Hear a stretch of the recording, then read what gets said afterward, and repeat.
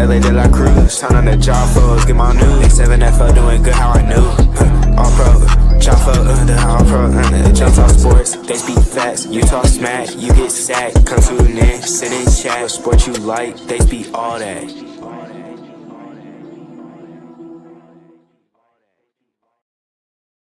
Hey, yo, ladies and gentlemen, welcome.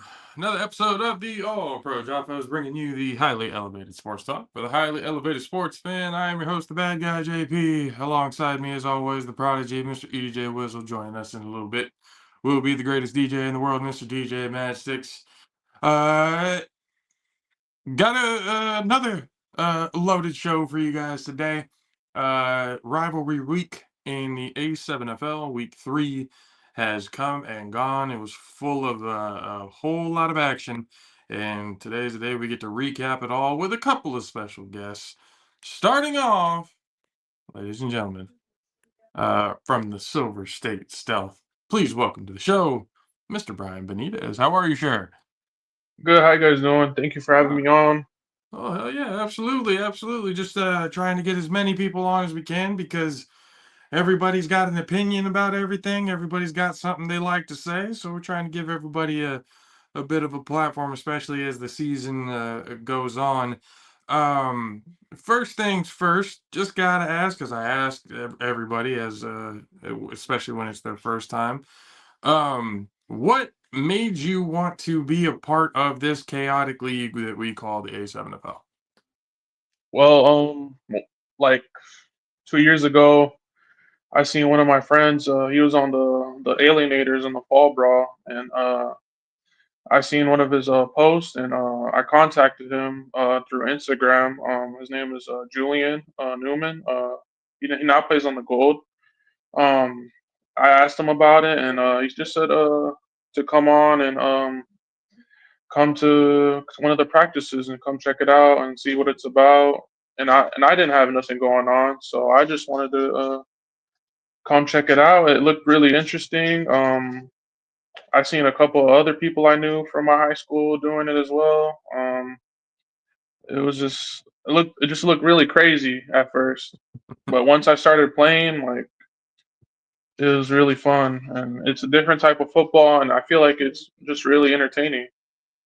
Yeah, entertaining to say the least. When we started watching it like about 5 years ago, um, I remember the first commercial that I saw for it right off the bat. Somebody getting laid the fuck out on a crackback block, and literally thinking to myself, "Oh, Yeah, people are dying in this league. That's what's yeah, going on. People are getting carried off in body bags and stretchers, and but that's actually not the case. The more we researched into it, and the more we kind of got to see what was going on, and learn, there's actually a lot less injuries than you would think, because not really a whole lot of people are, with pads on. It's reckless abandon, like yeah, just human missiles going at each other.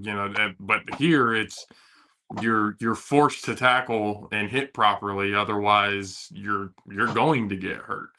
So it almost yeah. brings like almost a rugby element to it when it comes um to the tackling aspect. But you being an offensive lineman, it's, I know it's a little bit more different, especially when it's 7-on-7. Sometimes you guys got, three coming at you. Sometimes you got four, depending on, how things go. As a lineman, how different is it, in this league compared to, 11-on-11? Just it's just tough when they rush four, and they could rush it from the corner. The backers outside. They have many different ways of showing a stunt or just just different type of blitzes, disguises. But for me, I feel like personally, I've grown accustomed to just get used to it, and I feel like I've been doing great so far.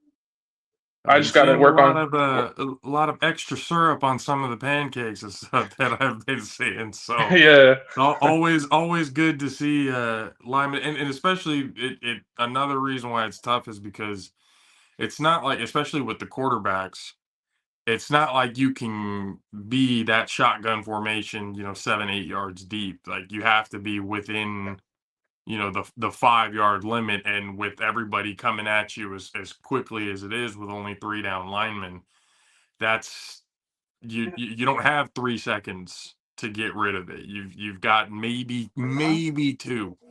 yeah, Yeah, two and seconds. Yeah, yeah, maybe about 2 seconds. I mean, if you're really good, then yeah, you can get three, scramble out the pocket, whatever you need to do.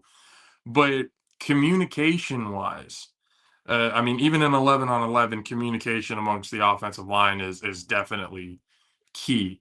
But with only three down linemen, sometimes two, if lineman slash tight end goes out, yeah. is it communication wise? How are things different? How are things somewhat the same? I feel like I try to make sure I adjust to whatever the other team is doing. I make the call outs. I point them. We make sure we all point them out. If we see people blitzing up to the line, we make sure we call it. Sometimes we're not able to because like they sometimes delay it or they're just really good at hiding it. But so far, I feel like the protection for the stealth has been really good. And yeah, we just gotta. I feel like we're as a team we're starting to mesh together well and perfectly, and and I feel like it's just we're a new team, so everything is starting to get together day by day, week by week, and game by game. We're starting to get better and better. Yeah, I've been seeing, especially with the posts and everything that have been put up. It's definitely, you can see the work that's being put into it, and one of the things, that, especially that we've talked about here, is that's key, especially for the Vegas division as a whole. Um, Being able to see every team basically come at, instead of just one or two teams, because that's really the key for every division, having that competitiveness throughout the division, not just so you guys have a lot of guys that came from OTT, you guys have a lot of guys that came from the force and everything as well. So I mean, week 3, I mean, uh, putting up 50 against the gold, some would say, yeah, but it's the gold. But I mean, it's one of those, when getting a win like that, an important one, at that, because it's not a very long season. 7 weeks. You got to get wins where you can get them. Um, what was mindset going into this week, and now going up against the defending champions, going, or for this week? For the week against the goal, we're just trying to figure out the personnel and the best seven on both sides, and just we had a slow start at first, and then after the first half, we just came together, and then we just shut them out in the second half.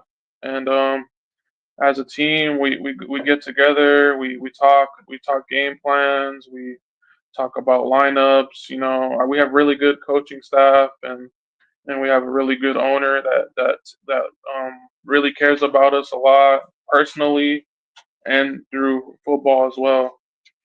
And the coaching staff is really good. We have a good experience. We got some older guys that have been playing for a while in the A7, and yeah, it's just we're starting to click. We're starting to click, And and yeah, I was and saying, and this week, it's a tough task. yeah. Tough task going into this week. But I also needed to ask this because I I don't know if it's an April Fool's thing or what the fuck happened. But is Palmer and Big Oos now on the stealth? um, I, I really couldn't tell you. I don't know much about it, and it is April 1st. So when I saw it, I didn't really put too much mind to it because it is April Fool's, like you said. So I don't know. I don't know what's going on. That's. I'm wondering if you're putting on a front with it too, because it's been hard. It's been hard to read because Darren Palmer put that out, and I mean, obviously, everybody's first reaction, oh, it's April Fool's, it's April Fool's. No way, no, like, there's no way that happened, because at least from what we've been watching, I have yet to see on either coast, west or east, that mid-season one player leaves one team and goes to another. And it's not just one, but it's two. You got two players. You got Big Oos it's one of their linemen slash tight ends there on the sick with it as well, also saying that he made the move. And as things kept getting talked about, now I don't know if Darren Palmer's just an extremely good actor or if he was legit, because it seems like it's legit. Like, it seems like he actually made the move. Yeah, so I'm sitting here wondering, going, I mean, that's two guys from the sick with it who were big pieces to that team, who have now made the move to the stealth. If this is for real, we'll see. Come Sunday, who once the lineups and once everybody hits the field, what the real conclusion to it is. But adding those two pieces to the stealth would be, I mean, to be honest, that would be absolutely electrifying for the squad.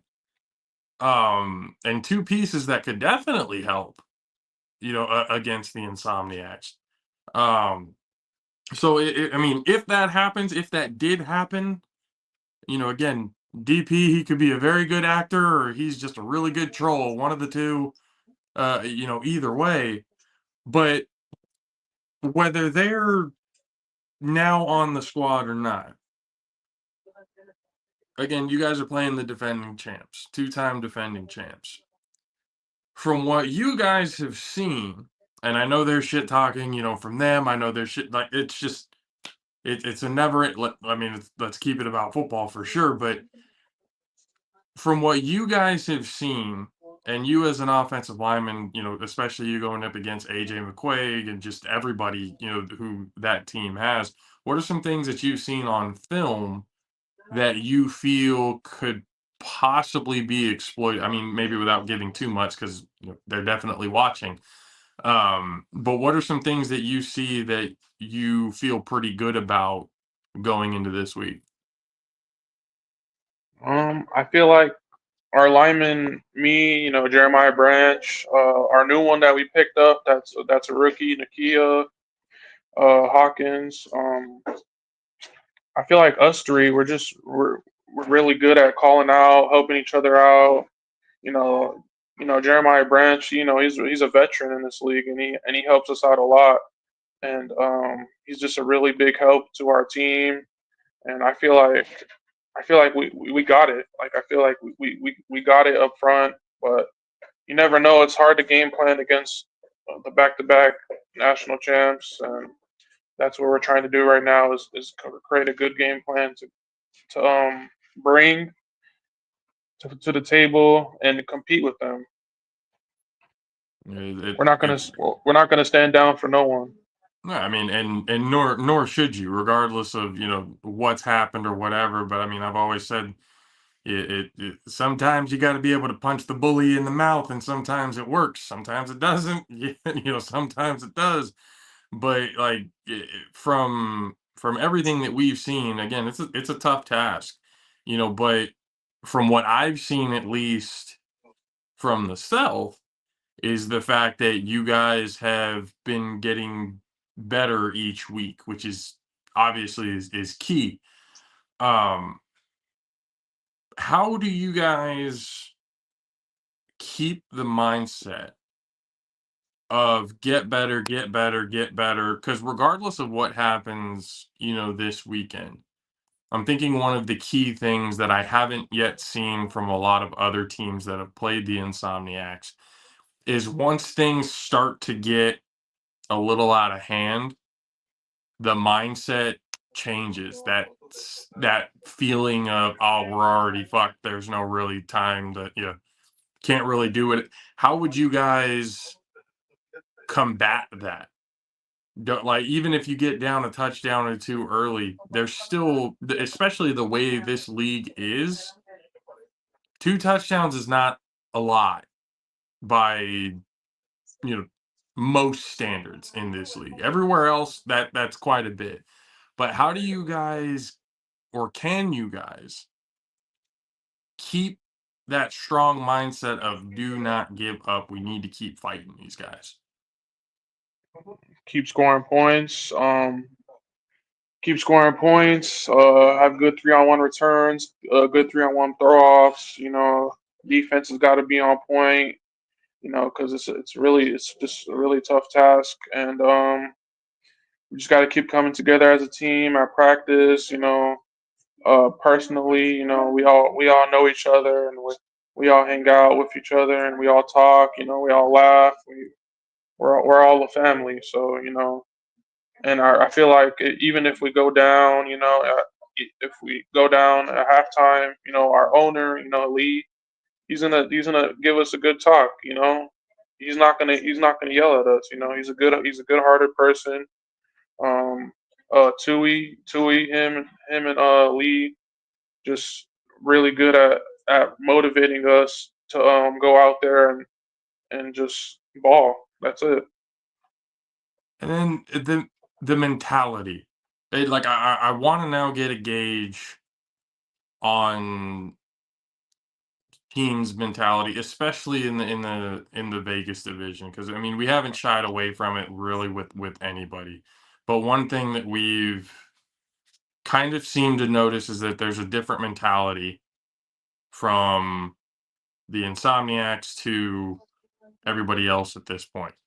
So I'm trying to get a gauge on the mentality for you guys of, is it just we're going to go out there and have fun and whatever happens happens, or are we're trying to end this three-peat, we're trying to get that 25K, like it's win or bust here. Yeah, we're trying to go out there and win. We're trying to stop the three-peat. Our team motto is move in silence, and not when we get on that field, we just don't talk. We go out there and play ball, and we're all serious about this. Because and that's going to be a necessity, because I think with this division, um that's definitely something that needs to be the mindset of every single team, every single player. I know a lot of people have, stuff to do outside of this, whether they're playing flag or semi-pro or whatever it is that they're doing outside of the A7, but at least what I'm trying to almost hammer into everybody's head is this league is something special. This league can be even better than what has been shown. And the mindset, the competitive mindset at that, has to be, almost kill or be killed type of thing. Needing to go into every single game going, not only do we need to put on a show, but we gotta actually get out there and win this game. Because when Yeah, we're looking at, investors outside looking in, people who are looking at it through the entertainment aspect, of certain things, uh, no, but I have yet to meet one person who enjoys watching a blowout win.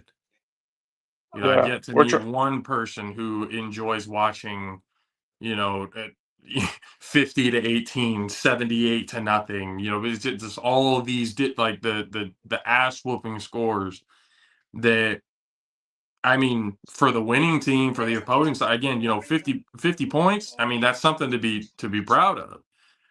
But as a whole, the whole division needs to step up in that way. So for you guys, for the stealth, what I've been, at least again, what I've been seeing, how have you guys been able to basically get that mindset with each other? Because it seems like there's a pretty serious tone to it. We're not here to play around. Like whatever happens, happens, but we're gonna give it everything that we possibly got. So how do you guys keep that mindset going throughout the season? Just stay together, keep talking. We talk every day between ourselves, with the team. Um, our coaches just it's always competitive at practice. We always try to strive for better and more. Even me, like I could be doing good so far in this league, and I still work on my stuff. I still work to get better. Everyone just wants to get better. Everyone on our team just wants to compete with each other. Just go for it. That's what we're doing right now. We're going for it. And then, as time goes on, has there been talks of, recruiting possibilities, things at least going on to next? I mean, obviously the focus is now.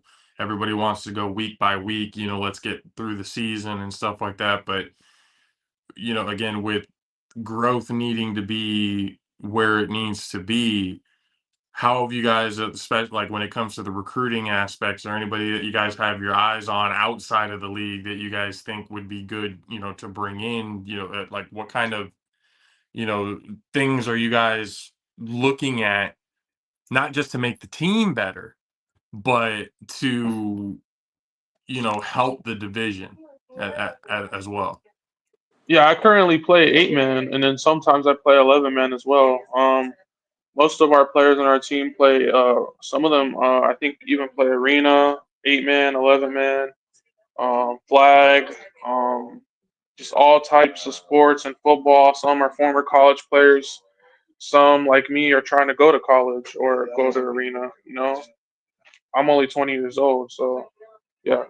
Young, young cats in there. And so it's just what I see again. There's a lot of potential and there's a lot of talent. Especially young guys like yourself. Who are in trying to make a name for themselves, trying to get film. That type of stuff out there. Um, but again, with what this league is trying to become and where it's trying to go, recruiting is big. Getting better quality players and stuff like that in is a huge thing. That's a must, especially for I keep harping on it, but for the Vegas division, for the Vegas division to be able to stay around, things like that need to happen. But like I said, watching this team, watching the Stell, there's a lot of potential. There's a lot of I mean, there's a lot of what ifs. There's a lot of, oh, can this team continue to stick together, continue to build on the pillars that they have? And what I've seen from you on the O line, what I've seen from the vets and stuff that you guys had, like there's good things happening. So regardless of what happens this coming week, the rest of the season, just keep getting better, big dog. That's all I'm saying. Just keep getting better, keep pushing each other, and keep that killer mindset, because that's the only thing that's gonna keep this division, afloat and staying competitive, especially with an Eastern division that has been and probably always will be as tough as they are. So, uh, Brian, I appreciate the hell out of you for coming on, giving some of your time. Um, this week, big week, stay hot. We're obviously we're gonna be watching. So give the rest of the team love and good luck this weekend. All right, thank you. Thank you to you, the A7FL, Nevada division. All the teams. Just it wouldn't be possible without you guys. So thank you. Oh yeah, ladies and gentlemen, the Jaffo Army. Mr. Brian Benitez of the Silver State Stealth. Yeah, that's Mizzle. Welcome, Mad Sticks. Welcome in, sir.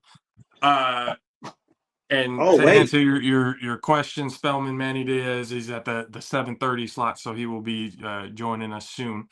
Is Mastix having some dubism with his technology? I see the fuck technology in the slogan down there. Man, this shit, I gotta download my whole library again for my music. Oh, I was sitting there working. Remember I told you I downloaded music for the show, and for some reason it I don't know what it did, but it protected all my files, so I can't open none of them. But luckily, I still got them saved. I just gotta download everything all over again. So at least you got it saved, because man, that's hours and hours of music today. Right? I love music to download. I was like, oh. Yeah, that's. And then it wouldn't even let me log in the show. My whole computer was tripping. It for some reason installed some other browser. It was just being dumb. So yeah. Fucking technology is right. You always need to upgrade. Nothing is built to last anymore. That's correct. What sucks. But fellas, obviously, rivalry week was a big one. A lot of ups, a lot of downs. Obviously, again, we're gonna have Manny from the Silk City Animals joining us shortly. But so far, after what happened this week, what are we thinking? What that the Stealth ain't got no goddamn chance. They ain't gonna show up, but they ain't got no chance. Who? The Stealth. Oh, damn. I mean, hey, why he do old buddy like that, bro? He just got off, man. I was just gonna say, I'm like, come on, man.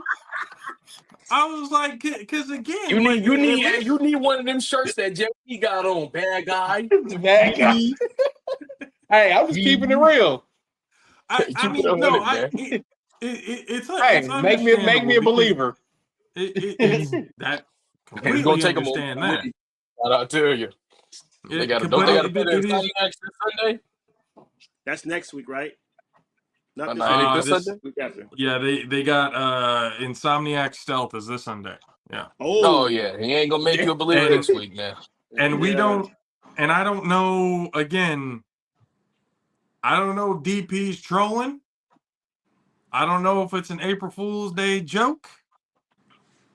But if that's for real, and Darren Palmer and Big Oos are now part of the Stealth and have left the sick with it. But why did they leave though?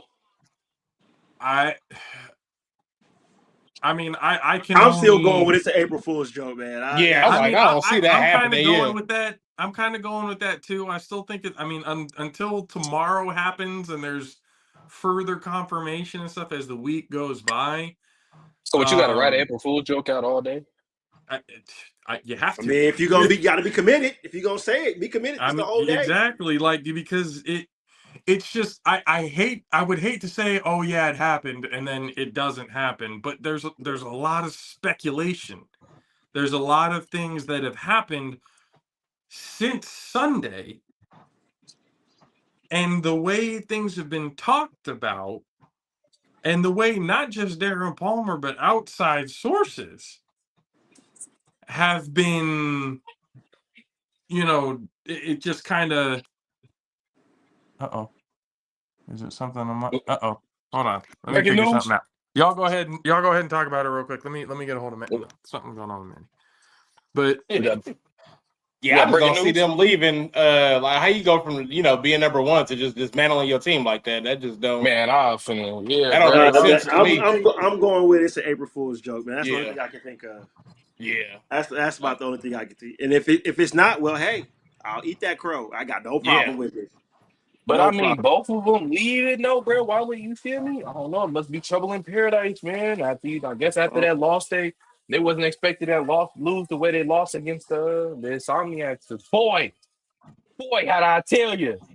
Boy. Well, I'll say this, Mastix, your prediction is as of now, it's still in fruition. Oh yeah. Oh, and we're gonna have. And I would like to let everybody know, he predicted this after week 1. This wasn't after just week 1. And speaking of the animals, we got to bring one on, ladies and gentlemen. There he is. Joining the show. What's good, y'all? One of the stars from a team full of them at this point. Ladies and gentlemen, please welcome to the show from the Silk City Animals, wideout, Mr. Manny Diaz. How are you, sir? I'm doing good. How about y'all? Hey, doing good, man. Doing good. Another day in paradise. Another day in paradise. God woke us up today, so yeah, everything's doing good. Oh boy, there's been a lot of chatter. Whole hell of a lot of. Yeah. And if you wasn't, if you wasn't in the Jersey chat today, you missed out. I was on there for sure. No, I was just saying in general because I know you was in there. Oh no. It gave me a little. I enjoy watching that though, and I love the competitive that's going back in with each other. Because now with all that talk, you guys got to put it on the field now. Nah, exactly. Sunday means a lot more with how that chatter went on today. So, but hey, as a fan, I'm looking forward to that shit. Nah, for sure. We got a bye week this week. We play. Oh, that's BIC. right. You do guys got a bye week. Oh, that's yeah, right. we play BIC right. April 13th. So. And I'm off that day too. That's gonna be that's a day a lot of people are waiting for because to be honest, even though y'all have proven quite a bit so far, there's still that question. You know, the everyone's talking. You know, I don't know how this is happening, but people are kind of dismissing the win against the U and dismissing the win against the Watchmen as if these were two teams that just prior people were talking about, like, you know, top of the championship teams for real. So yeah, you know, so I don't understand how you can go from talking about top of the food chain to now they ain't that. It almost seems not like so much as disrespecting them, but it is disrespectful. But they're trying to almost downplay what y'all have been doing. And I'm sorry, people. Y'all can get mad at it all you want to. This is the best team in the East for a reason. What you guys have been able to do this year, especially building off of what you guys did last year, and people go, oh, well, they didn't have the loss. They got bounced from again. And I talked to Mizzle about this, and hopefully you can shed more light about this. Even in those losses, y'all still put up 50 plus. Yeah. You forced two of the top teams in the division to really have work. to score 60 points. Work. Yeah. To work. You know, so it's they dismiss it all. That was one of those the pillar points that I looked at going, man, if they can get that was Munchie who said the Detroit Lions, you know, because if you look at the comparison, the Animals prior to these last 2 years were not anything really that everyone was up in arms about. Now, y'all have a target on your back. Now it's a whole different thing because we looked at it after last season going, man, if they could just maybe not so much as a couple pieces on offense because the offense is really good. If the defense can get together, exactly. And I was just about to say that. Like my biggest thing, like last year, was can we get a stop? Just that one stop, and all those games will be like totally different, you know. Mm-hmm. And I told everybody this year, I'm like, I'm seeing the team and how Brian and Jair like recruiting and adding people, you know, like they did a good job on adding a lot of people to the defense. And I mean, you guys see how the defense is playing. The defense is actually forcing turnovers and getting the stops that we actually need to put DT and us back on the field. So they're doing a great job. Like Anthony Richardson, our DC or whatever, he's doing an amazing job with our defense this year. So I'm excited. To what's to come. So speaking of DT, man, talk about your quarterback, man. It seemed like he picked up where he left off last year, but elevated his game a lot more. as I talked to JP about DT from last year, like we saw this coming a little bit. Kind of just saw that he was going to take it to another level. Just talk about his progression from last year to this year. Well, DT always gonna be DT, right? Like regardless of like anything, but he's next play mentality. Like last year, he was like not like he was too worried about like everything because it's his first year or whatever, and he's basically putting up all these points, and then it's just the defense wasn't holding up. So, but this year is like he's more patient with the team, like, and he's like everybody's like following his lead. Everybody's more hungry. Everybody's following him. So he's a leader. He's a leader. Clearly That's my guy. See that. Clearly can see my that. Guy. Definitely breaking the A7FL single rushing record. Just he's literally made me a fan. I'm a dude fan. The dude has been special for sure. But again, the whole team, like, because it doesn't matter if it's 7-on-7, 11-on-11, 8. It does not matter. One guy is not going to define whether you win or lose. It's a team effort all the way around. Exactly. And from you guys, it almost seems like the team as a whole, y'all got together, looked at what happened last season and go, man, we're right there. Exactly. We're right there. And then coming into this season, I mean, we had talked about it. I had pointed it out, looked at the schedule and going, I know some people are going to look at it and go, oh, I mean, there's no way they beat the BIC. There's no way they beat the U. There's no way they beat the Watchmen. I'm looking at it going,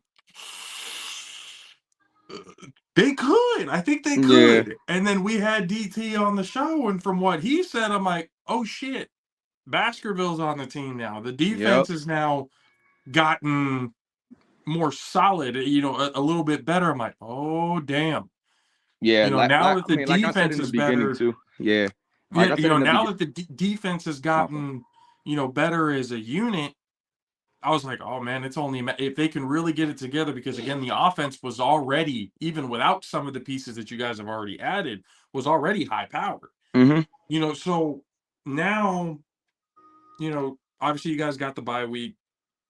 There's a whole lot of noise. There's a whole lot of chatter. I've never seen a quarterback in the middle of a game go on live just to talk a little bit of shit, just to come back in and I love it. Never seen that before in my life. I find it entertaining. It's trolling for sure. I love it. Be the biggest troll in the league. 100%. Biggest troll in the league. But go out there and back it up, though, bro. Goes out there and backs it up. That's a little different. And he's keeping it football. And he's keeping it football. That's the thing with a lot of we love shit talking and banter and back and forth as long as it stays about football. Exactly. It's about ball. Because we've seen too, and I mean, shit, I've seen it, I've said it, plenty of times. As soon as it goes past that, that's where you kind of start seeing where the fragile egos are coming into place. Exactly, yeah. If you can't decipher football banter with personal shit, then football is probably not the sport for you. But for you, what made you even want to get into this league? Like, this is not, I mean, it's a tough league. It's entertaining. 7-on-7, it's fast paced, but just the aspect of no pads. Yeah, just no nothing football is crazy. I know. Nah, but how I looked at it at first, like, I'm like, there's no way I'm coming out there and playing. Because Jair wanted me to come play for a long time. Like, even since Huff was on the team, I'm like pretty sure like he wanted me to play with Huff. And I was just like, nah, bro, I can't come out there and get tackled like that. No equipment, no nothing. I'm like, hell no. But then I'm like, nah, let me just try it. So then I just had fun. Like, my first time, like, our first game was the Renegades game. I was hurt, so I didn't play that game. Our second game was the U of last year. So then that was my first game, and I was still, a little bit banged up. So I wasn't 100%. But, like, once I scored the first touchdown and stuff like that, I was just like, nah, I got this. Like if I could get this wide open, I could barely get touched. So that's I just well that's the thing, Manny. Like you've been. I mean, you know, people talk about DT and all these other things, but I want to and you know, Spellman here I got to because you are becoming one of those receivers in this league that if people aren't careful, it's gonna be a long fucking day. yeah, You for know, sure. so from where you were first starting out to now, you know, where was that point to where, I mean, was it that first game where you realized it, or where was that point of realization of, you know what, there's some aspects I can work on, but you know, I can I can work in this league. I can do something in this No, league that nobody's prepared for. our Snow Tribe game, I think it was like right after the U. Like our Snow Tribe game, even DT, I think DT had said it like that was his like coming out game, and that was mine. You know, like I'm like I scored what I think it was on a jet sweep, and it was like you know like going through hella guys and stuff like that. And I'm like, it's safer than what people think. You know, like this league is actually safer than what people think.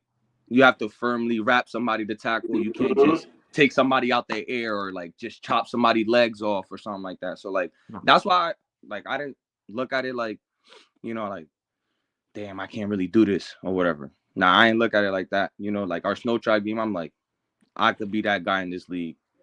And I'm going to be that guy in this league. So I mean, you got some people saying top 5, and that person who said top 5 apparently just got reported because apparently it's top 3 or more for some people, for others. yeah.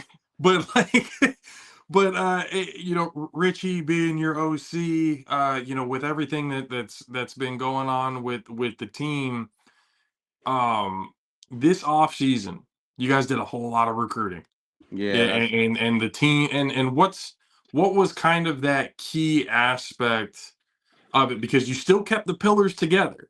Mm-hmm. Like you didn't really have a whole lot of movement, you know, within was it a moment last year or some point this year where you guys realized, you know what, if we can stick together and we can build this, we're going to shock the league in ways that they never thought possible with this team? Well, playing the last BIC game last year, like us going up, you know, and then obviously like the game going how it went or whatever, like we was like way more hungry because the Watchmen game, you saw, like I don't know if you guys saw that, but like the fumble and stuff like that, like clearly was a fumble. If Yes. you know, so like that just pissed us off. Like we were just like, yo, we got to come back and you know we got to be on it. Like we just can't play with our food. Like we got to come out here and put up 50 every week. Like you know, so that's our mentality. Like we have to come in here and not play with nobody. Even the bottom tier teams, like they're even hungrier to even get to the playoffs and stuff like that. So we're not taking nobody lightly. We're trying to put up 50 on everybody. So that's our mentality. Just kill everybody in front of us. And especially like how the season started this year. Like we went to Ohio and then came back and we have Watchmen, BIC. Like that's 3 games that we all want and we're all hungry. Like we need those games. Like and we want those games. Like we're not dunking from nobody. DT still gonna be DT. The defense still gonna, the special team still gonna do their thing.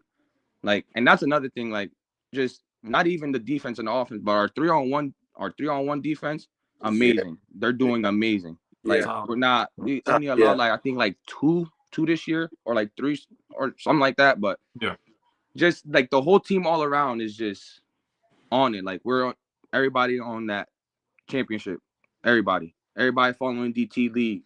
And as long as we follow DT lead and the defense do their thing, I feel like we'll be all right. And I mean, the way that you guys have built it so far has been really, you know, a joy to watch, because the conversation week after week. And I wonder why they keep asking the question when it keeps getting proven, every week. Is this a changing of the guard? Yeah. Yeah, I think so because it's what you guys have been able to do, and they said here nobody thought this was going to happen. Yeah, Nobody was expecting the Silk City Animals to be considered the #1 team in the league, even above the defending champs. Which yeah, exactly. I know there are people on the West Coast who are upset with that. I understand it. Champions, 2-time champs, Back to haven't back. a lot to. I get Mm-hmm. it. No, I Yeah, completely that's a fact. understand it. But when we're talking, strength of schedule, all that other, everything that kind of goes into it, I mean, you can't really go wrong either way that you put it. Whether it's 1 or 2 or how, Vice versa. because the fact is, both of these teams, and Mad Stick said it from the very beginning. Week 1. Week 1. This is going to be probably the championship game. And look at Munchie. Thank you. Bunchy been saying it. He's been saying it. He said it on our show. Yeah, he's definitely been giving us our flowers like all season. Like he's definitely game recognized game. Yeah, exactly. So that's just what. But aside from Munchie, I have seen others who don't. I get it. But for you, like when you're on the field, and I talked about this with Kason Campbell last week. How he kind of approaches the game as a receiver. For you, what's your approach? Like, how do you look at the game? What's I mean, to play the game of football, you have to have IQ. You need to know what the fuck you're doing. And receiver is no different. So when you're out there on offense, whether it's a blocking assignment, going out for a route, what's the mindset going into every game? Kill. Love it. Kill. Short and sweet. Yeah, exactly. Short and sweet. Just kill. Like last year, it was like my team was even getting on my ass because I was like I said, I was type scared of contact my first year. So like I wasn't really picking up no blocks, and I wasn't really doing those like important things to get those like big plays or touchdowns and stuff like that. So then, this year coming in, I'm like, I gotta do this. Like even if it's a blocking assignment, like you said, a route, like just I need to do it. And especially for my team, like this team is definitely like the best of the best I've been on in a long time, for sure. And it's showing. It's showing out there because everybody seems like they bought in. And it's not so much as like everybody, on the Animals, but everybody who's watching has seemed to bought in. Mm-hmm. Because y'all are the most talked about team here on the West. Oh, I know that. Like that's like, and most of the West honestly doesn't give a shit about anybody else other than their own team. Yeah, that's so the fact that there's even being a mention of another East Coast team, hey, we need to, sign up. We need to prepare for these guys. Sure. We need to. We coming for sure. So another thing that I wanted to ask, because guys from the East, they can probably get mad at it or whatever. Again, mad all you want to until proven otherwise.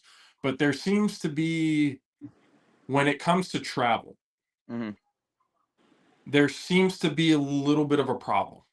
Whether it's traveling down to to Ohio, was Florida when they had the division and every other thing. But now we look at it at this point that there's a good high possibility that championship game is going to be in Bullhead City again. When you guys are looking at travel wise, like, are you guys going to be able to travel well? Is that something that, has been on the, because I mean, I talked to Mizzle off air, for about 2 hours earlier today. And I thought if you're in the top echelon of the division, whether you make it or not, you should prepare for it. Yep. Whether that, team putting some money to the side or whatever, I know everybody's got it like a 9 to 5 something. Hey, this 4-day weekend, we gotta, whether if we don't make it, then I can come into work. But if we do, I need that time off. So like, obviously the goal is to make the championship, but you need to have full, the full squad. So has that been a topic of conversation? Like since before week 1, like like Boom. DT has said it since months before the season. Like, even if we get to we gotta get on it because we might have to travel. Like, everybody's that's on a it. So, fucking I leader. feel like when we do travel or whatever, I feel like we traveled very well to Ohio our first week on such a short notice, So I feel like we had a decent amount of people out there. Well, like our main guns out there. So I feel like traveling anywhere else won't be a problem. So it would be Animals will good to be see there because wherever they need us to be. it would be good because the last time the championship was in Bullhead City, the Night Crawlers only showed up with 8 guys. So wow, that can't happen, because and the only reason why I haven't been asking that so much of the West Coast guys They'll be ready. is because we saw it last year, championship game, full squad showed up. Oh yeah, they traveled so, amazingly. I'm like, yo, what the hell? Yeah, like everybody popped was out. there. It like Munchie said, wherever it's at, they're rolling the 30 deep. And like, hey, that's what me and JP said just, off air too. Exactly the same. And I know, especially talking with Derek Duncan, who's head of the West, regardless of what team, whether it was Insomniac, Sick With It, whoever it is, Munchie. Yeah, he's gonna make sure that everybo's there because he does a very good job with that team for sure. I mean, they back-to-back champions for a reason. So and I really do think that when you can travel well, when it's that makes the game more entertaining. There's really no excuses or anything like outside of that too. You got both teams got a full squad going into it. Now let's see who's better. Exactly. Let's see who. Munchie's always said, my friends are better than everybody else's friends, and then all of a sudden, but they've also said that the animals, in their eyes, have been the closest thing to that same killer be killed mentality. That same, we need to get on the field, assert the dominance, and prove that we are the better team. And you being, we talk about DT being the leader and everything else like that, but we would be stupid if we didn't think that you were also another part of that leadership 100%. on the team. 100%. So for you, accountability wise, you're holding DT. I know you are. I know you hold DT accountable. I know you're holding, Kwani and everybody. Like that. KP. That's my dog, man. So like, what, as that leadership group, what do you guys, or like, what are some things that you guys do, obviously outside of Sunday, to be able to keep everybody at that level that they need to be? Like, we're at this high, but we can't come down. We can't keep the foot off the pedal. We say it in the group chat, like, number one is sweet for now, but we still got a whole season ahead of us. So that's like our main thing. Like, and everybody, like, we don't really have to say much because like I told you before, like, everybody's hungry. Like, everybody's active in the chat every day. Every day that chat is going off. So like, it's not like we have to say much because everybody, like I said, got their mindset on the same goal. So we don't really gotta say much, but we do our part in keeping their head straight. So I feel like, like they'll be all right for the rest of the season. I feel like it won't like die off because just because, like, this is something that we all want. you know, like we all want it bad, like bad. So yeah, and then obviously there's so much chatter and stuff that goes around. I know the trolling side of y'all's team. We all know it. We've all seen it or whatever. But how much of the shit are you guys actually seeing that y'all pay attention to it? Is it something that we're just going to use this as fire? Like what do with all the chatter that goes on, bad and good? nah, yeah. How do y'all again block it out and keep that focus where it needs to be? Well, we use it like you just said. We use it as fire. Honestly, like all the trolling is cool. You know, we say what we say and stuff like that. But once we hop between them lines, it's all serious. Like I said, kill mode from first whistle to last. It's kill. Like they've been the last 2 games. They stopped it early because little scuffles at the end and stuff like that. But I feel like we would have put up way more points if they would have let us play those, last 4 or 5 minutes in each game. Like it's crazy, but we Yeah, can't complain. We're in a the good spot scuff. right now. Yeah, the scuffles part. Like, I mean, I even said it, just a little bit earlier. If you can't keep it about football and you're gonna get that much in your feelings about it, this ain't the game for you. This is not, the type of game. Like, it should be. We can talk shit, that competitive banter back and forth, back and forth. But at the end of the day, hey, we all got our health. We all shake hands. Exactly. Cool. Because at the end of the day, it's trying to make the league better. It's trying to make, the league as a whole, get to heights that it hasn't gotten to yet. And doing the scuffles and all this, the personal shit talk and wanting to call each other out for a fight and all this.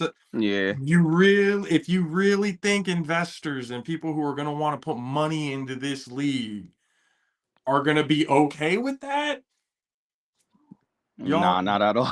y'all in the wrong league. Yeah.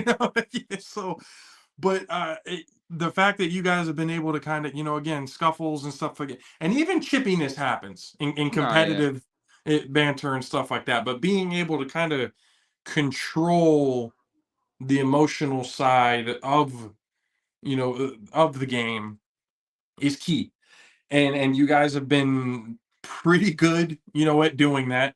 You guys have been pretty good at blocking out the noise. Yeah, you guys have, obviously heard a lot of the good. You guys have been seeing the bad. There's a lot of people referring to the past as if that matters to what Yeah, is it's not going the on same right animal now. scheme. I could tell you that. No, it's Oh, not. definitely, It's definitely the not. same. Definitely Yeah, not. definitely. I mean, people can talk about the past all they want to. You can hang on to the past all you want to, but if you're not focused on right now, if Exactly. you're going You to be part lost. of that past talk ass Mm-hmm. whooping that they're about to, hand on you, so it's you could either have it one way or you can have it another way, whichever you want to do, But for you guys now, you guys have a bye week, but obviously, mindset is still the same. Yeah, for You sure. guys are obviously going to be watching very intently about things that are going to be going on, keeping your eye out, watching film, whatever it is that you guys need to do. But coming into the BIC game, we talked to DT. He said that was one of the game that he circled. Like that. Yeah, That's one that's a big circle on mine for Yeah. sure. I Big was circle on going mine. to I ask need that. going into Okay. this BIC game. I know a lot of y'all are hungry for it. But what are some things that you guys have been talking? I mean, maybe not to give too much away, so people aren't obviously, Nah, yeah. we can take this and But what are some things going into this BIC game that you guys have been talking about, thinking about, film, whatever it is, that when you go into this game, everybody knows that it's going to be a dogfight. The defense. Mm. Like I said, like last year, we let up 60 plus mostly, like majority of the season. Not no shade on my defense because y'all been doing good. Not, but this year I feel like I said, 3-on-1, all that running back, 2-3 times a game, 4 times a game, not happening. I'm sorry. You know, like them putting up 60, 70, 80 points, not happening. None of that. You know, it's gonna be a dogfight. I'm pretty sure they haven't really been fully staffed yet, but you know, like BIC, you know, they come with dogs everywhere they go, and you know, so like I said, the defense is gonna be the biggest part of this game. Defense is 3-on-1. If we could you know, handle that and just handle like the points, because like I said, like the offense, like Worthy, Campo, like those guys could get off whenever. Like their running backs, those guys could get off whenever. So like we really got to just stay locked into the game and not like go away from anything we doing. Like just take what they give us. That's what we've been doing it like first 3 weeks. Just keep doing it. Don't shy away from nothing we doing. Like we've been doing what we doing and putting up 50 and beating teams by more than 2 touchdowns. So like I said, like as long as we stay locked in, the defense do their thing, 3-on-1, play their role, we got it. Yeah, it's gonna be good. And Manny, we can't wait. You know, this week obviously a bye week, so rest up, get the body right, because next week is definitely going to be a war for sure. Week for sure. Because next week is definitely going to be a war. But like we've told everybody, you know, the door is always open. You ever want to come back on and talk I'll some definitely more be ball? back on here. Yeah, probably after the BIC game. Well, we might we're definitely going to try to make things happen. We'll try to get you on the after show. Yes, sir. Yes, sir. For sure. Trust me, a lot of the animals are going to be featured on a lot of different shows and stuff like that, especially the way things have been going. But Manny, keep up the good work, sir. Good job with the animals so far this year. Good luck, not this week, but next week. And we'll see you again soon. Yes, sir. Thank you guys for having me. Appreciate it. Absolutely. Ladies and gentlemen, wide receiver of the Silk City Animals. Number 1 in a lot of people's hearts and minds, Mr. Manny Diaz. Have a good one, Manny. See you in Arizona. Bullhead. Oh man, I mean, hey, it's gonna be a war. It's gonna be a war. So. Next week. I mean, I don't think it's gonna be a war. Matt I'm gonna call it right here. Matt Six is like, fuck it. Animals are beating everybody by 3+. Yep. Well, I mean, he already foreshadowed what the championship is going to be, so he got to ride with it all the way through. I mean, might as well. But I mean, again with the BIC, that's just a team historically. I mean, Manny just said it right there too. It's a team that they can pop off at any time. They are, even given the last few weeks on how things have gone and stuff like that, they are still a very talented squad. So you can't rule them out. And I like, what Manny was saying, that, having that mentality, foot on the neck, kill or be killed. Like we need to keep that mindset for everybody. And I agree. They do need to keep that mindset for everybody, because the East is not an easy division. Mm-hmm. It's not a division where anybody, and even the insomniacs or whatever, can come and say, and I know people have said it, oh, we'd go to the East and beat everybody by 30. No, the fuck you wouldn't. I'm sorry. No, you wouldn't. The only reason why you can say that is because you've been dog walking everybody in the West. But just now, good football and see, I like this, Munchie. UFL who? I like that.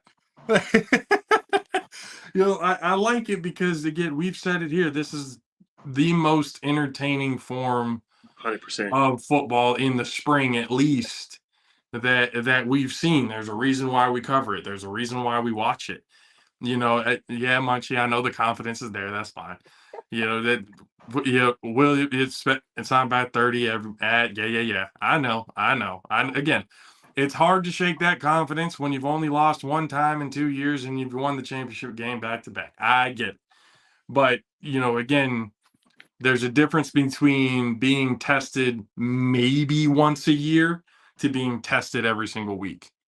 There's a difference in that.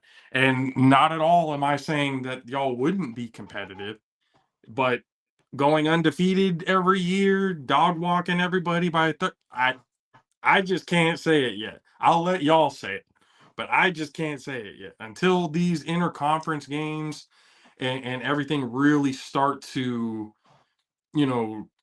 really start to actually take shape, and we start getting those competitive games during the regular season, then we can really start to gauge, hey, this is, these teams are going to be really good. Zelly.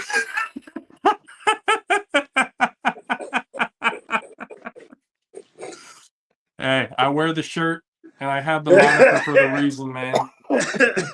Not a lot of people are gonna like what I have to say, and that's okay. That's okay. But look, Munchie, thank you, See, Munchie got my back. I like that. And Mac, and yes, just proving it. That's good. It was a good. But it's like, but again, just keep proving. We love being. We've said it on the show multiple times. We love being proved wrong. I'm only basing everything that I say off of what I see. Now, if I get proven wrong, Munchie came on the show last week, made a couple points that, all right, I can back off of what I said a little bit because he made some good points. I can look at it and go, you know what? Because I had been, especially about the competitive balance in the West, talking about how people, from the Insomniacs could move over to other teams, make the whole. Munchie came out, not their responsibility. It should be every other team, recruiting, trying to basically take that formula, having the mindset of we're here to fucking win, not just here to have fun. This isn't just something else that we come out here to do. No, we want to win that 25K. If everybody had that mindset, that's a damn good point. If everybody had that mindset, recruiting, bringing in better friends and all that other stuff, all right, that could work. That makes things, you're right about that. So again, I've never been one to back away from saying shit, but I have also been not one to be, you know what, you're right, I was wrong.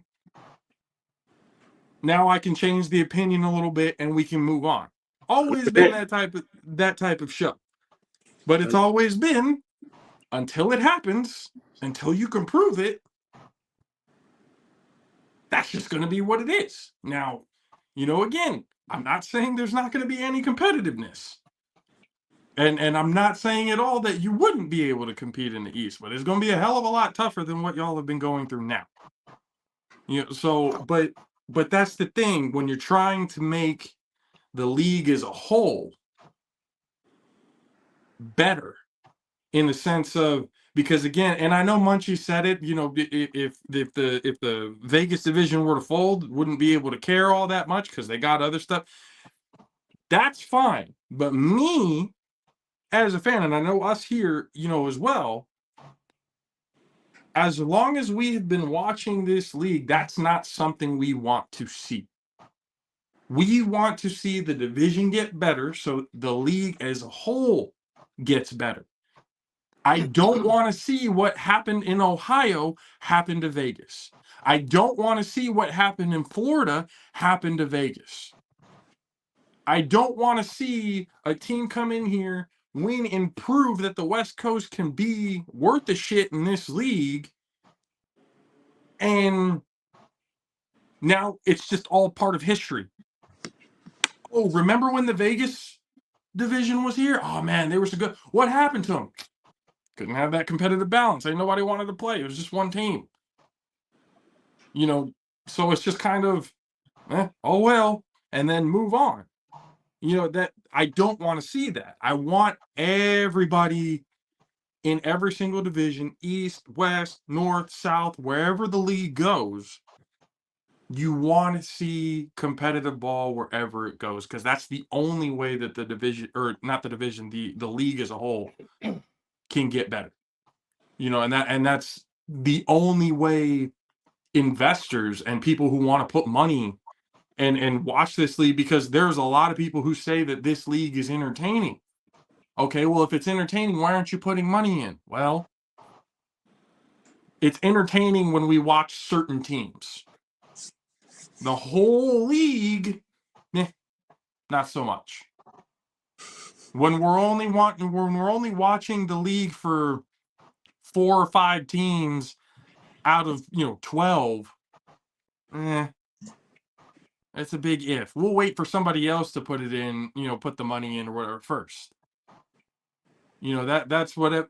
I'm not even gonna go ahead and finish the joke, Zelly, because I'm not saying the words. Hey, who's there? Should I say it? And that's what I said, Mac. That's what I'm saying. I had them at once Munchie came in, made that point, talking about everybody else needs to be able to recruit and do their part as well. Backed off completely. Understood. I get it. I'm not disagreeing with y'all at that point. They need to. You're right. They do need to get better. That. And if you were recruited, that's fine. Again, I'm not disagreeing with you at this point. But it's fun, but we ain't gonna be. See, I'm just gonna have to start me a Vegas league to compete, where California team to compete with the Vegas league. Then, huh? It'll happen eventually, but it's not gonna be a pro. But here's the thing, Munchie. If done the right way, it can be a league to where players get paid to play. It's at that point, whether y'all are seeing it or whatever or not, there are people looking at this league with a fucking microscope. You get the right millionaire or whatever that invests good money into the league, boom, paydays. Like that's the thing. The mindset of this is never gonna do. It can. Just the right things need to be put in place. Being able to pay for the travel so that it doesn't come out of your guys' pockets. All of that type of stuff. It can get to that point. It's just the league as a collective from top to bottom, from players, coaches, ownership, CEOs, board members, whatever. Everything comes together. It can get to that point. We said it a few years ago. This is one of those leagues that can revolutionize the game in a way that this style of football could resonate into the Olympics. I'm sorry, if flag football can make it into the Olympics, this style of football can. Because of the fact that rugby is big all around the world, the style of the play, the sevens, the 7-on-7 style, they're like that mixture of rugby and flag and everything that's in it, it can get to that point. It's just a matter of everybody collectively having the mindset of we all need to get better. Every single team needs to do their part. And if that means the Insomniacs going, hey, what the fuck are y'all doing? We're tired of dog walking y'all. Get better. We need this, being those quote unquote leaders of the division going, if we want this shit to continue to keep growing, y'all need to do your part. And if they don't get that, then that's, again, something that needs to be, people aren't working out to play that we drink. We drink tequila while whooping ass. Fucking Munchie. But again, what I'm saying is, as much fun as everybody has playing, as entertaining as it is watching, it can get to a certain point where the league can go. Like, you mean to tell me that cornhole is more deserving to be on ESPN than the A7? Is more entertaining than the A7? Come on now. Pillow fighting? Are you fucking kidding me? Like, there's national broadcasts in other countries of football on ice skates. Like, the ESPN 8, the Ocho that we all see in dodgeball, that's a real fucking thing. And none of those things that, I mean, there are a couple of them that are pretty entertaining. I would be lying if I said that there wasn't. But there is nothing about it that says that this league can't be on that level. You know, like, I mean, gatekeepers, you know, just the honest agree, you just don't think the players take it. But that's the thing. If there isn't, there needs to be. And whether that means the players need to get on each other's ass in order to do it, then that's what needs to get done. And if you guys find the players who aren't willing to get into that mindset, see ya. Mm. You don't deserve to be in this league. We can weed them out real quick. It's really easy to weed out who wants to be here and who doesn't, who wants to put in the work and who doesn't want. It's really easy to figure that out, especially in the game of football. Regardless of what level you play at. It's easy to find out who's here to play and who's here for a fucking jersey. If we can tell that shit back in Pop Warner, we could definitely tell that shit now.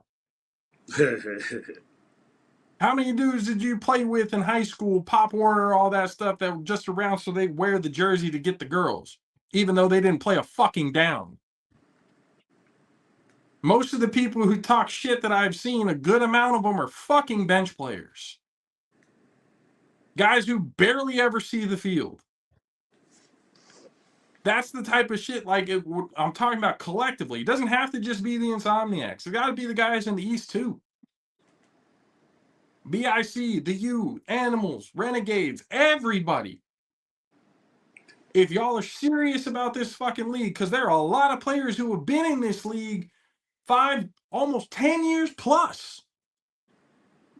If you're that serious, then get fucking serious. There's a players organization, there's a players committee, all that shit. All of y'all need to be in it. Every fucking player in the league needs to be in that players committee. And it needs to be talk about how the league can get better. Not shit talk like the personal bullshit and whatever that happens and all that other. None of that shit. And then if you see the soft ass egos that we've been talking about in those, again, out you go. You don't deserve to be here. If you're not trying to make this league what it can be and what it should be, you shouldn't fucking be here.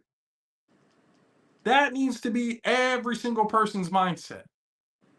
Coaching staffs. Y'all need to look at the rest of the coaching staffs. Hey, if y'all are just here just to be here and you're not taking your coaching job seriously, get the fuck out.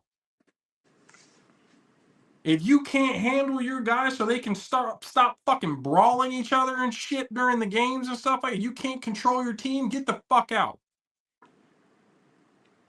You can't, like, you know, owners and stuff like that, you can't get a hold of your division.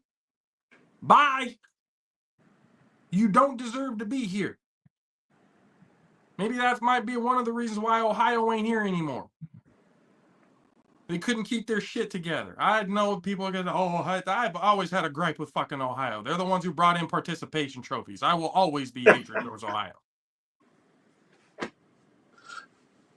But that's what I'm saying. Like, from top to bottom, ownership, board met, like, everybody needs to be on each other's ass in order for this fucking league to be great the way it should be. I'm tired of the excuses. I really there's a reason why we had 2 hours of talking. I was venting most of the time.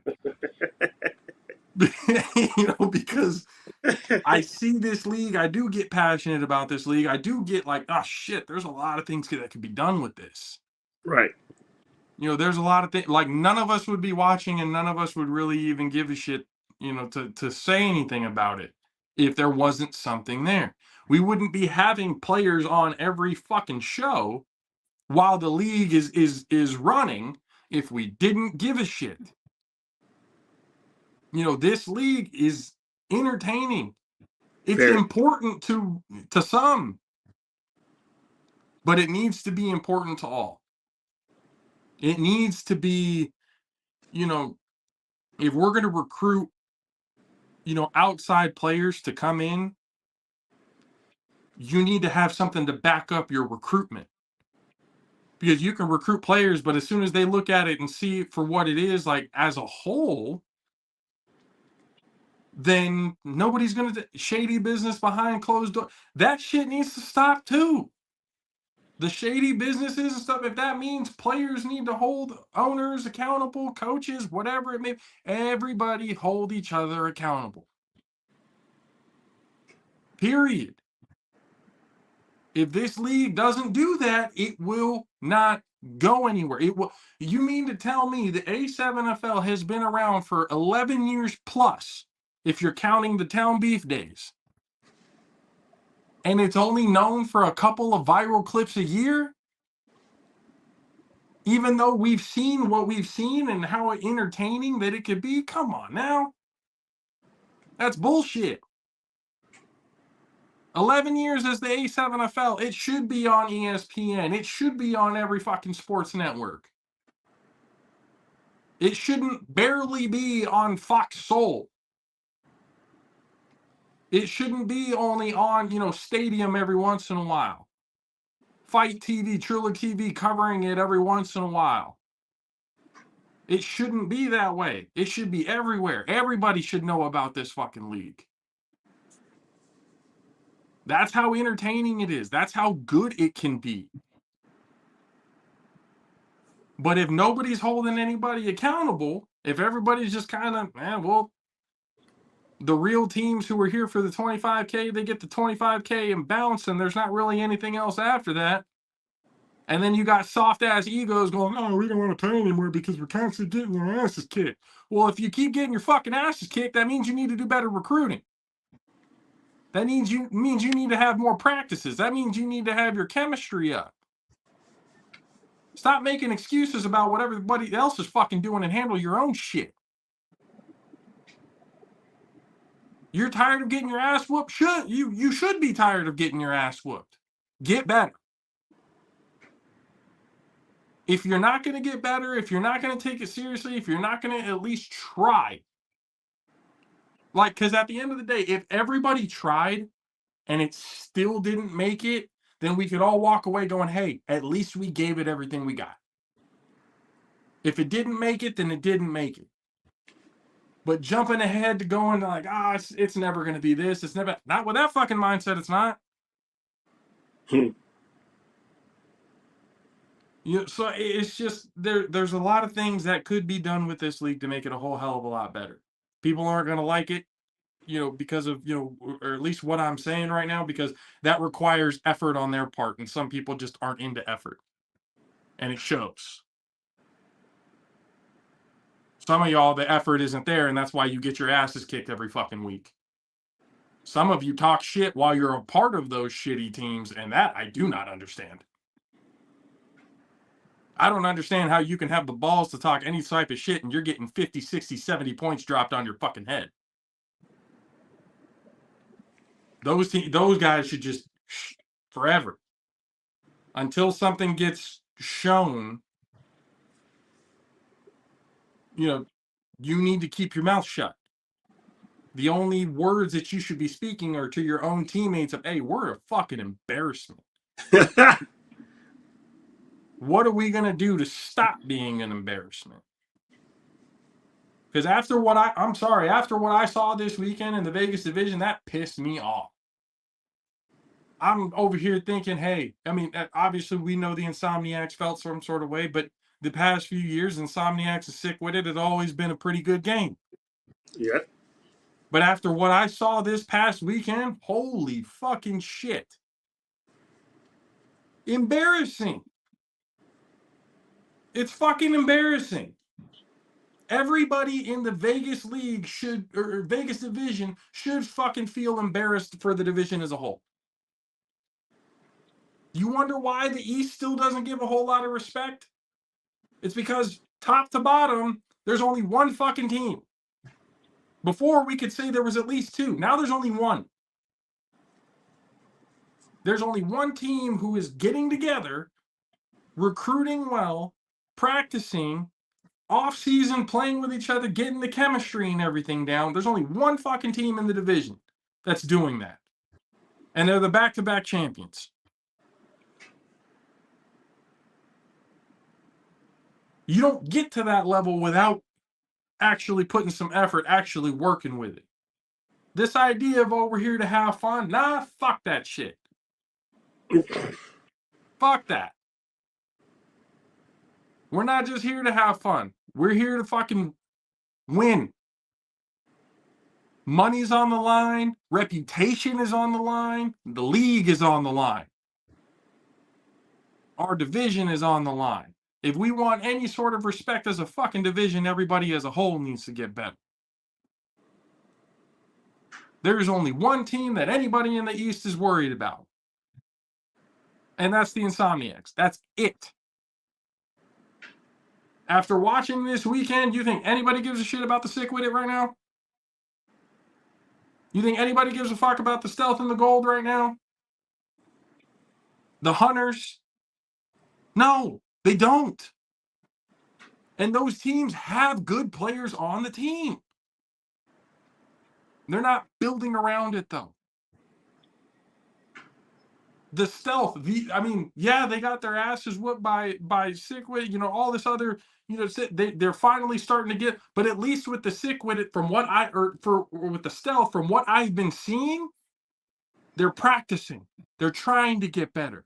They're trying to go into every single week to get better and better. That's what I want to see that I'm not seeing from anybody else. So it's just, it needs to get to that point. Everybody's got to hold everybody accountable. If that means Derek Duncan needs to get on the teams that aren't doing well and say, hey, get your shit together, then he should do that. I don't think he has a problem with doing that either. How you doing, Dad? There's my brother. I'm okay. I've seen. Well, I just came in at the tail end, but I've been seeing that you've been unleashing some Yeah, exactly that. Yes. So your interviews is when? But you've been announcing, you've been watching, you see everything that's happening, especially on the Vegas side. No, the Cafe Zupa. Am I at all wrong in what I'm saying? Like, because I don't think I'm wrong in what I'm saying, but am I at all wrong in what I've been saying so far? Well, I'm not gonna lie, I was kind of disappointed that the game of the week turned out the way it was. It was a wee bit chippy, and then going on in the players group, I don't know if that post is a big April Fool's joke or if it's serious. I really don't know what to think. I guess we have to find out Sunday when the Stealth and the Insomniacs play to see if that really is real, because, just waking up and then watching, you're just like, okay, I know what today is. Is this really a big middle finger to us, or this is just a ha-ha, he-he? But we really don't know.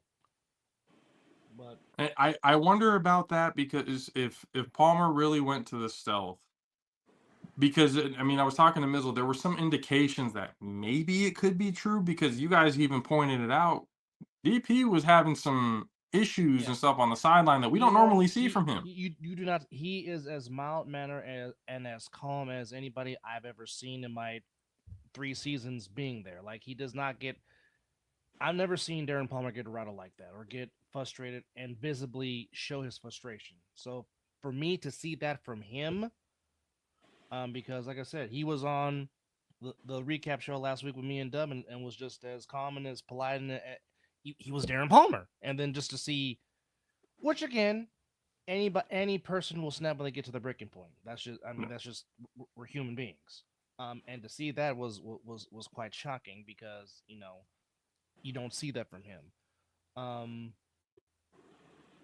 don't know, man. I really don't know. But now I'm still sticking to it. It's April Fools. But here's my gripe, and this is the one gripe I have. Now, you've talked about strength of schedule and stuff, and that's a very debatable thing. But here's something that is not debatable. How does a team that have lost 2 consecutive games still be in the countdown? Can somebody answer me that? Yeah, I don't know. I don't know. I don't know how to answer that. I don't either. Because I'm not the one who puts up the rankings.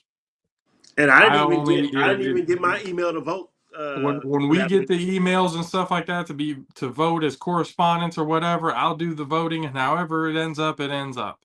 Yep, I didn't even get mine this week. Oh wow! So I don't know if it was just coaches or whoever it is, but again, I'm not the one who puts up. I think the Heathens should probably be in there. I agree. I put the Heathens in my poll. They're 2-1, correct? Yeah. Yes, they are. They've won two. They've won two straight.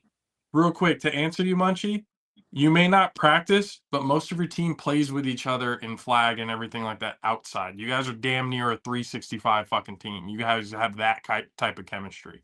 Yeah. You guys have built that type of chemistry. You don't necessarily need practice to be able to know, that chemistry is going to work. That's really. But when you see the stealth, they're actually practicing to get that chemistry, to build that chemistry. I like that. When I see that, it's like, good. There's an effort to be made to make the division better. Mm-hmm. But as for the seven, the top seven, again, when they ask me to vote, I vote, and however it comes out, it comes out. When I saw it too, I didn't necessarily agree with it either. More people than not disagreed with it, but the only thing that I really cared about seeing is who's at the top two. And like I had said, you really can't go whether it's the Animals 1, Insomniacs 2, or flip-flops, whatever. That doesn't matter to me because in reality, those are the two best teams in the league. There's no question or no doubt about it.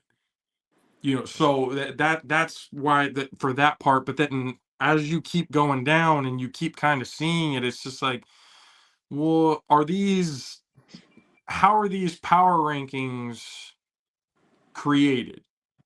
I know a lot of it has to do with whether it's the coaches, whether it's the, but I don't know how, again, a team with the U, look, maybe it's because of nostalgia, just who the team has been historically. And when you look at strength of schedule and all that stuff, when you look at the teams that they've lost to, it's holding it against them a little bit less than someone else. But I completely understand. I understand it. Losing to the Animals, losing to the BIC, okay. BIC has been the big dog forever. The Animals are becoming. But all four of you gentlemen know this. In any college sport, be it college basketball, college football, you lose twice in a row and you're ranked, you're out of the top 25. Period. Yeah. Point blank in the story. Doesn't matter if you lost by 28 or you lose by a point.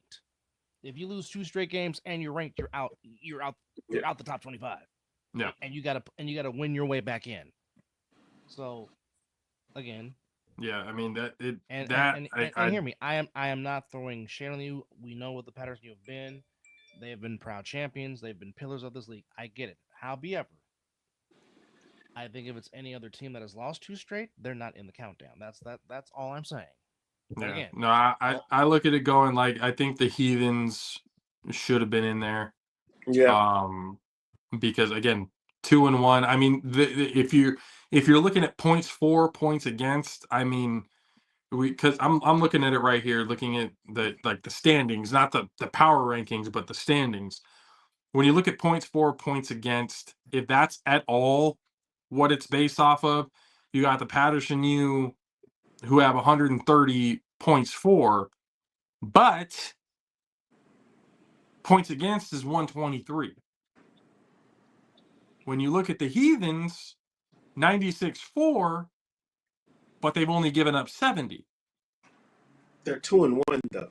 And that's where I'm saying, like at that point, when for certain teams, that's like records should matter up until like if you have a tie, like both teams are 2-1 or both teams are 3-0, then you can go to points for, points against, the secondary stats. The tiebreaker stuff, net, yes. Net points, all of that other shit. But record should be top priority. Agreed. It should be record, and then if there's a tie, it should be strength of schedule, and then after that, you go points for, points against, whatever it is that you want to do. Or common opponents. Right. So if at 2-1 to be under a team that's 1-2, I personally don't agree with that. Now I don't. Again, that's only on personal because I don't know how. I just know that there's a vote that gets sent out, and whatever the vote is, that's what comes out. I didn't get one this week. Yeah, I didn't get one this week. Get one this week. As even there's a correspondence one. But that's just to me as I look at that and I go, that's a little iffy. Not sure if I agree with that. The top 5, all right. I was okay with the top 5. But when you got to 6 and 7, I went and looked at it going, yeah. I don't know about that. I don't know. Can you, Dub, do you have that in front of you? The power ranking, how they have it? I know it's the Animals 1. I know it's the Insomniacs 2. I think the BIC are 3. That sounds about right. And then after that, I'm a little lost on where. All right. Animals 1, Insomniacs 2, BIC 3, Watchmen 4, Renegades 5, Stealth 6, U7. Now, I agree with the Stealth and the Renegades being put into the countdown because the Renegades have won 2 straight. Stealth has not lost a game. If anything, maybe I put 6, 7. I don't know. Maybe I. So wait, they had the Watchmen at 4. Correct. And then Renegades at 5. I probably would have flip flopped the Renegades. Yeah, I definitely would have done that because I'm looking at it right here. I mean, both of them are 2-1, so okay, there's the tie. Yeah.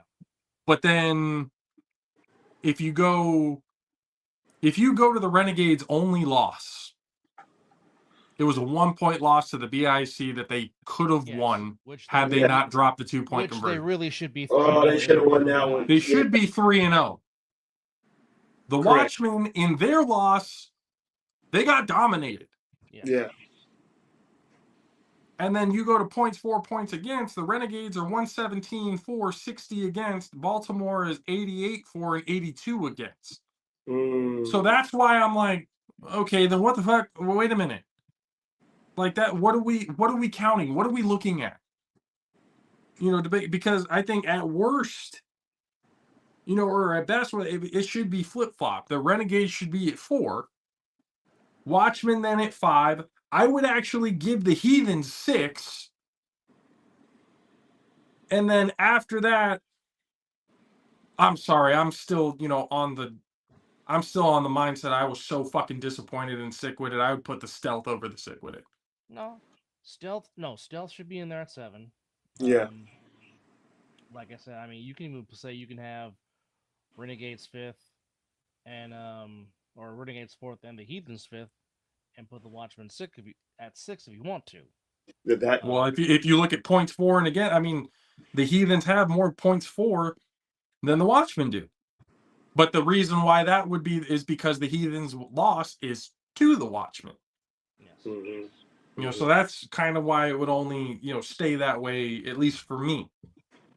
But I mean, I would have Silk City, Insomniacs, BIC, Renegades, Watchmen, Heathens, then Stealth. That's where I would have it. Again, sick with it. Just because of that embarrassing ass whooping that they just took. And that would be the reason why they get knocked out of the 7. And yeah, I wouldn't have the U in there. Not at 1 and 2. And then on top of that, with Sick with it, if Darren Palmer's gone, it's not just him; it's Big Goose as well. Because he came out saying the same thing, that he also left, and he's also with the Stealth. I saw that, but again, it's like, okay, is this for real or is this a big ass ha ha he he joke? I mean, if it's a ha ha he he joke, they're really fucking doing a great acting job. They got on the phone with each other and said, "Hey, we need to play this out to the very fucking end." And if that means we need to play this out until Sunday, so be it. This needs to be a week-long April Fool's joke. Because from what I'm seeing and the things that have been said, I don't know if it's a joke.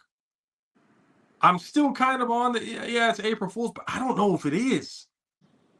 And if that's the case, maybe you guys have seen it or whatever, but I haven't seen it, at least in the 5 years that we've been watching.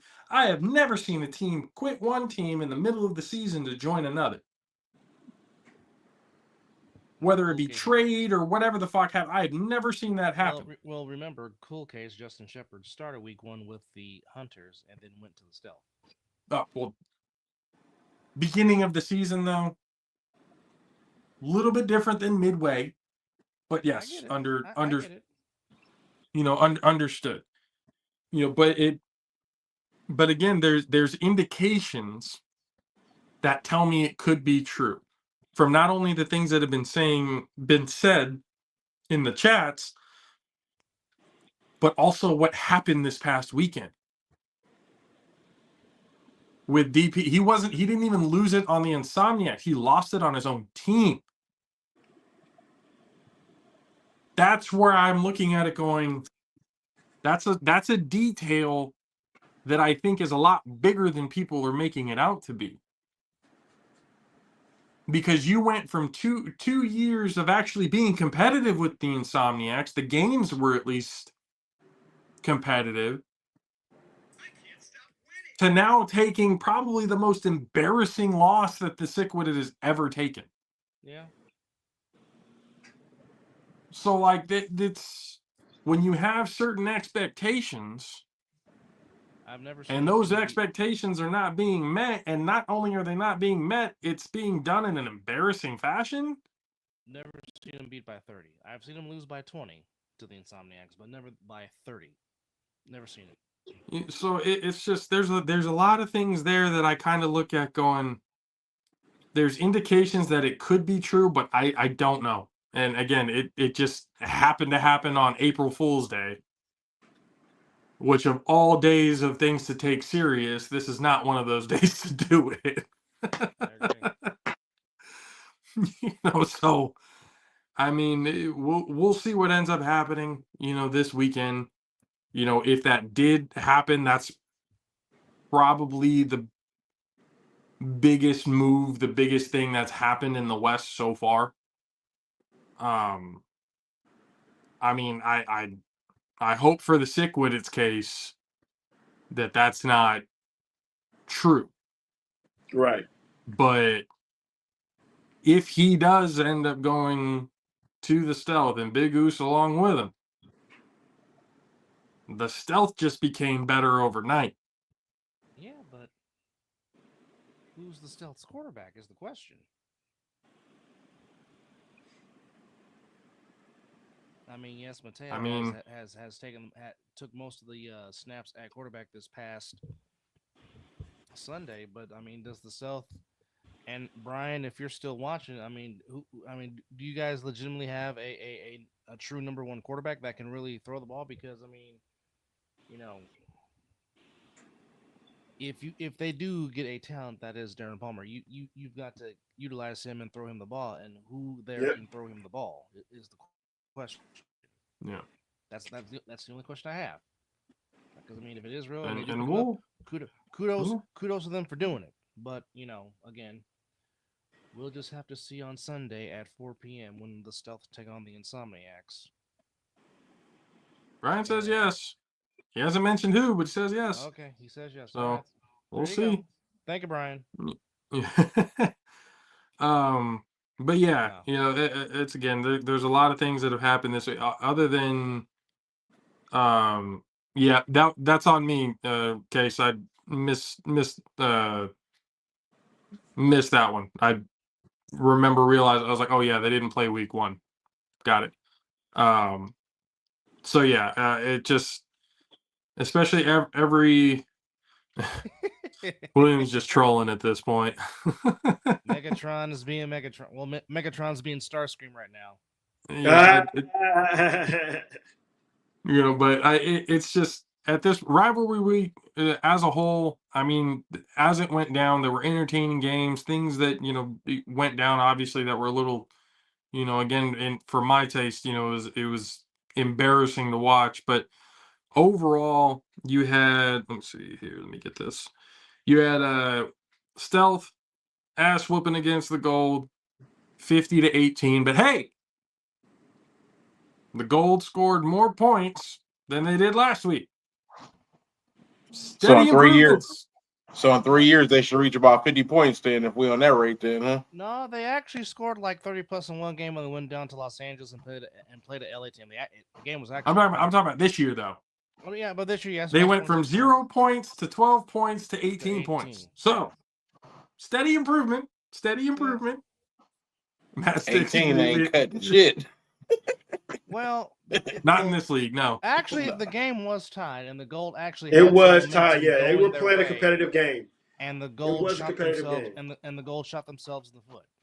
And once they did that, the Stealth took over, and rightfully so, the Stealth won the game. But I mean, you saw some good things from the Gold. It's just they can put it together for maybe about a good half per se, and then for some reason they shoot themselves run out of gas.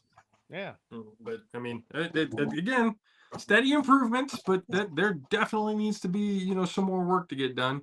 Next one, you had the Watchmen taking on the Animals. Animals putting up 58-32 against the Watchmen. I mean, you knew it was bad, especially the schoolyard bullshit extra point play that the Animals had, literally just fucking around. I'm looking at players actually smiling during some of the laterals, and it like, again, the Animals are out to prove something this year. They are out to prove that they are not a team to be fucked with, regardless of all the shit that has been talked about that team. You can talk about the past all you want to. This year, they're fucking people up. And that's just, and if you're not ready, if you're still thinking that this team is the same team from past years, get ready to get 50 plus put on your ass. Yeah, facts. Get ready. Because it's going to happen again and again and again, as long as you keep downplaying. But hey, for them, they want you to keep downplaying it. But hey, what do we know, right? And they haven't even, and their newest offensive lineman hasn't even played yet. See, and supposedly he's bigger than Kenny Mack, from what I've been told. And Kenny Mack's a big boy.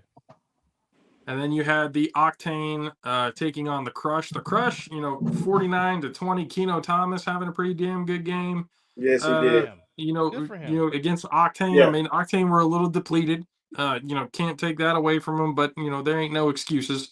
When you get almost 50 points put on your head, that's a problem, regardless of what happens. So 49-20. Then you had the Heathens. Unfortunately, they were not, showcased, but they went and took out the Buzz 38-14. The quote unquote West Coast game of the week turned out to be the embarrassment of the week, 48-18. Insomniacs just handled the sick with it. And then probably the best game of the day, which it usually is every year. It's usually a hard-hitting, hard-fought game. Patterson U versus the Trenton BIC, 45-0 BIC, and it came down to an inch on a first down play. Once again, with this team, every inch counts. And it came down to whether or not they could stop Ashante Worthy and Sterry Congington for connecting for a first down. If that first down gets made, they run out the clock, game's over. If not, the U would have taken over. and they had some momentum. They did. At that point. So had they stopped that first down, who knows what could have happened? From what we were watching, Patterson could have taken that down and scored. They had over a minute and a half left still. By that point. But as soon as it was confirmed that the first down and watching the first down or watching that play, you see where Ashante Worthy caught the ball, which was past the sticks. Mm-hmm. And then he got tackled behind the sticks, and everyone's like, oh, that was like, no, forward progress. Where he caught the ball, not where he ended up on the ground, but where he caught the ball on point of contact is where you're gonna call it. But at first, referees were giving it to the U. And then they did the whole review and everything. And I had texted, Big Rob, because he was saying it. Oh, I think he does. I was like, no, forward progress. Got to remember forward progress. If you look at it, where he caught the ball, it was past the first down. That's it. That's end of argument right there. Doesn't matter where he fell. Now, if he would have caught it, got hit, but didn't go down and still tried to make a football move, yeah, different story. Behind the sticks, you ball. But because that wasn't the case, you got to award the forward progress. And, again, a game of inches, but BIC survive another week, 45-40, going into what some would consider, at least for them, an easy, kind of a tune-up game to get shit together, going against the Animals. They got the buzz this week. And then the New Jersey Old Bridge Hawks, 44-6. In the Corey. Yeah, Corey didn't play at all. I think he's still feeling that injury from last week. Get well, buddy. But